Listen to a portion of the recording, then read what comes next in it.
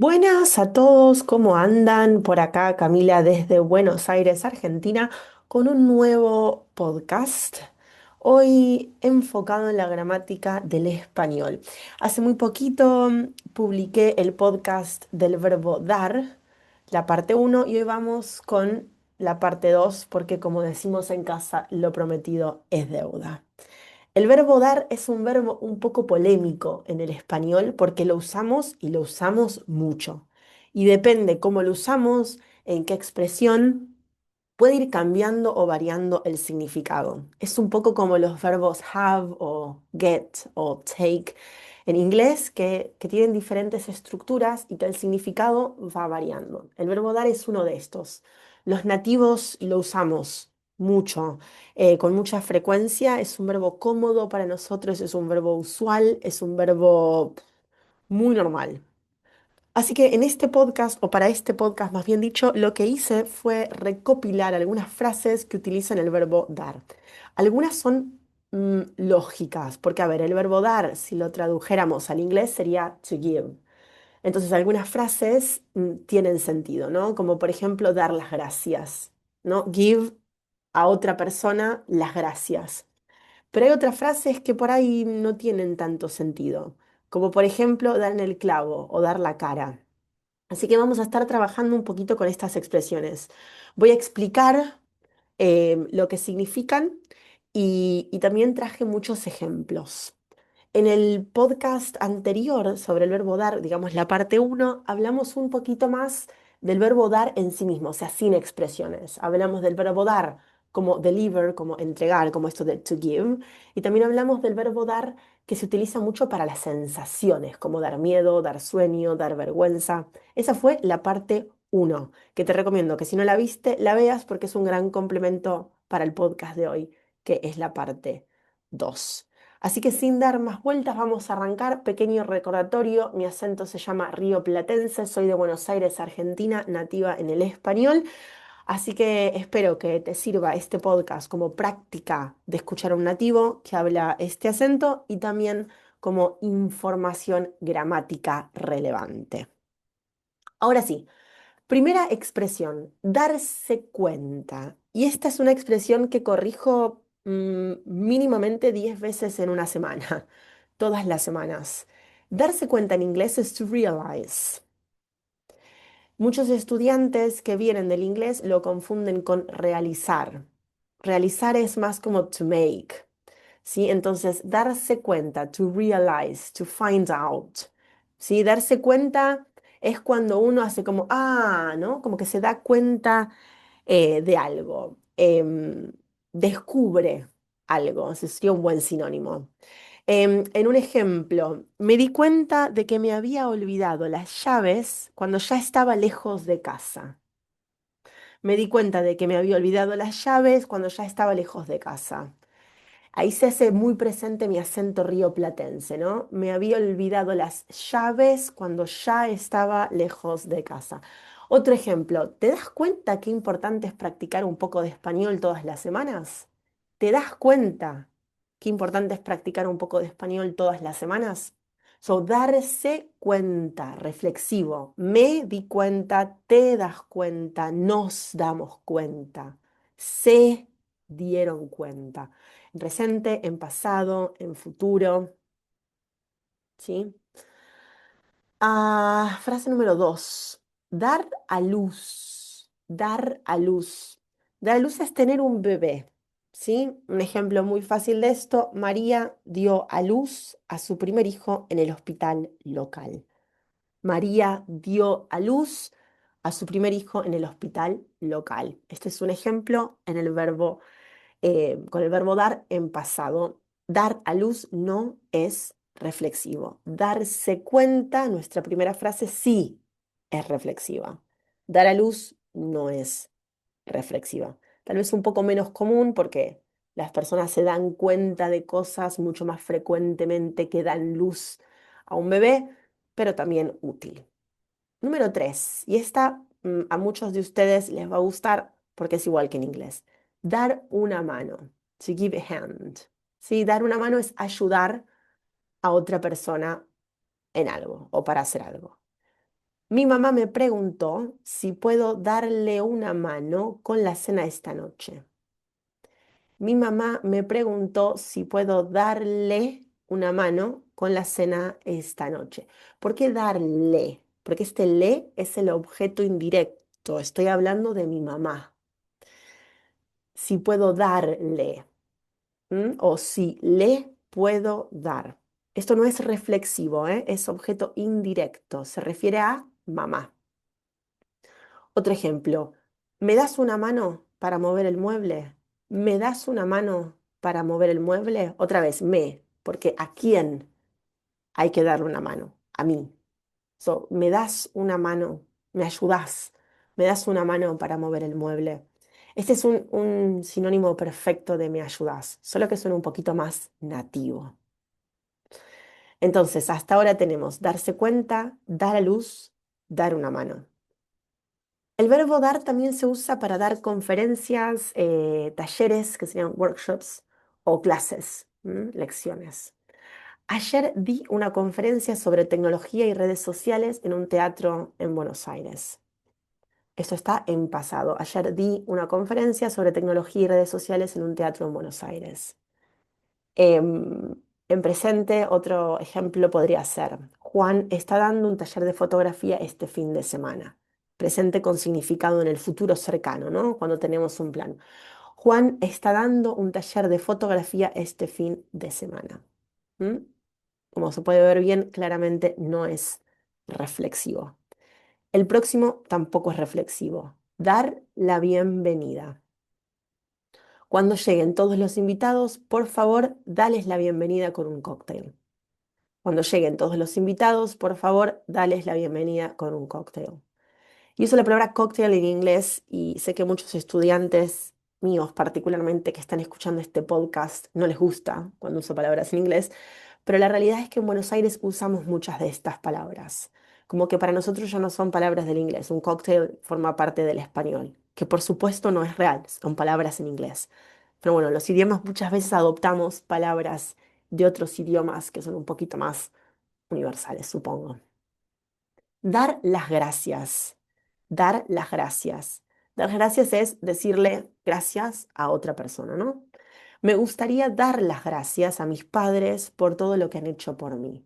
Me gustaría dar las gracias a mis padres por todo lo que han hecho por mí. Al final del evento, el director dio las gracias a todo el equipo. Al final del evento, el director dio las gracias a todo el equipo. ¿Mm?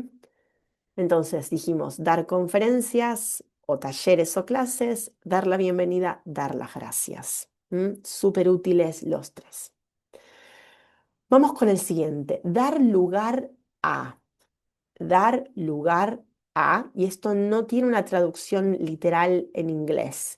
En inglés sería como to result in or to lead to.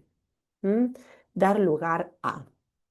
Es como conducir, como que tiene este resultado final. En un ejemplo siempre todo queda más claro. La falta de comunicación puede dar lugar a muchos malentendidos. Es decir, que la falta de comunicación puede resultar, puede dar lugar a muchos malentendidos. El accidente dio lugar a una investigación oficial.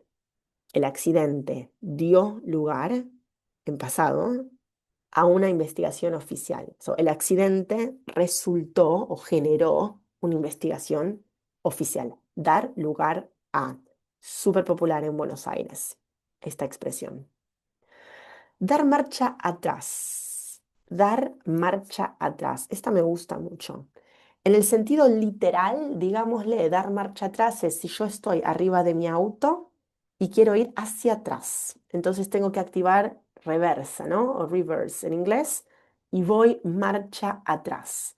Esto es como el sentido literal. Por ejemplo, al ver el peligro, el conductor dio marcha atrás rápidamente. Al ver el peligro, el conductor dio marcha atrás rápidamente. ¿Sí? Esto si yo estoy arriba del auto. Ahora, dar marcha atrás también significa como retirarse, retroceder, deshacer. ¿sí? O dar pasos hacia atrás, o dejarlo. ¿M? En un ejemplo, el gobierno decidió dar marcha atrás con la nueva medida. Quiere decir que retrocedió, que no la aplicó, que no siguió hacia adelante con la nueva medida, sino que dijo alto. O incluso retrocedió, dijo, no, no, no vamos a hacerlo. El gobierno decidió dar marcha atrás con la nueva medida. Suspendió, canceló, no hay nueva medida. Dar marcha atrás. También súper popular en Buenos Aires y pienso que es súper útil y suena muy nativo. Y me quedan las últimas cinco. Uf, espero que estén tomando nota, porque ya hablamos de darse cuenta, dar a luz, dar una mano, dar conferencias, dar la bienvenida, dar las gracias, dar lugar a, dar marcha atrás. Y todavía me faltan cinco. Así que respiro, preparo mi lapicera y vamos con la siguiente. Dar en el clavo. Esta expresión existe en inglés. Es to hit the nail on the head, dar en el clavo. Por supuesto, esto no es literal, ¿no? No quiere decir que vamos a golpear un clavo con un martillo, ¿no? Sino que quiere decir que somos como justos con lo que decimos, como que aplica exacto. Em, el profesor da en el clavo al señalar el problema principal. O sea, el profesor señala el problema principal con mucha precisión, con mucha exactitud, dar en el clavo, como no tiene nada, es como exactamente eso, ¿sí? No hay error, no hay como, algo así, no, es exactamente eso. El profesor da en el clavo al señalar el problema principal. Quiere decir que el profesor señala el problema y ese es exactamente el problema, exactamente como el profesor lo señaló. Dar en el clavo, to hit the nail on the head. Otro ejemplo, el consejo que me diste dio en el clavo. O sea, me vino perfecto, era justo el consejo que necesitaba escuchar. El consejo que me diste dio en el clavo. Era justo lo que necesitaba escuchar. Dar la cara. Esto me encanta. Dar la cara es enfrentar las consecuencias, to face the consequences. Quiere decir que yo hago algo, cometo un error y lo enfrento. Enfrento las consecuencias, doy la cara. Me gusta esta expresión porque como que literalmente muestro mi cara, entre comillas, guilty, ¿no? O culpable, que se hace responsable de lo que sea que haya pasado. Ante el error, el jefe decidió dar la cara y hablar con los empleados. El jefe decidió dar la cara y hablar con los empleados ante el error. O sea, hubo un error y el jefe dijo, me hago responsable. Es mi responsabilidad, entonces doy la cara, muestro mi cara. Los responsables deberán dar la cara ante la justicia. Los responsables deberán dar la cara ante la justicia. Una vez más, mostrar la cara en el sentido de hacerse responsable por las propias acciones de uno. Dar que hablar. Dar que hablar quiere decir que alguien tiene un comportamiento o hay una situación que sucede que genera que otras personas hablen de esto, como que genera polémica, ¿sí? Por ejemplo, el comportamiento de Gustavo en la reunión dio que hablar. El comportamiento de Gustavo en la reunión dio que hablar. Significa que Gustavo hizo algo o hizo un comentario en la reunión y fue polémico. Entonces, cuando la reunión terminó, las personas estaban hablando de esto. No necesariamente criticando, ¿eh? Dar que hablar no siempre tiene una connotación de crítica, pero sí que es controversial, ¿no? O polémico, que genera esto, debate, discusión, que otras personas continúen hablando del tema incluso después de que pasó la situación. Otro ejemplo podría ser su forma de vestir siempre da que hablar. Su forma de vestir siempre da que hablar. Tal vez una persona que se viste un poco llamativo, o con colores un poco extravagantes o con un estilo un poco fuera de, digamos, lo consensuado culturalmente por la sociedad. Bueno, tal vez la forma de vestir da que hablar, o sea, genera que otras personas hagan comentarios al respecto de esto. Esta me gusta mucho. Dar abasto. Dar abasto en inglés es como keep up.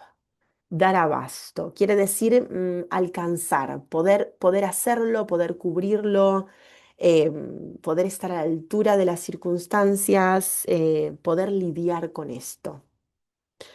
El hospital no da abasto para atender a todos los pacientes. Significa que hay muchos más pacientes que recursos o doctores o máquinas necesarias para atender a los pacientes. El hospital no da abasto para atender a todos los pacientes. No es suficiente. Lo que el hospital puede ofrecer no es suficiente, no da abasto. Se necesitan más médicos o más insumos o más recursos.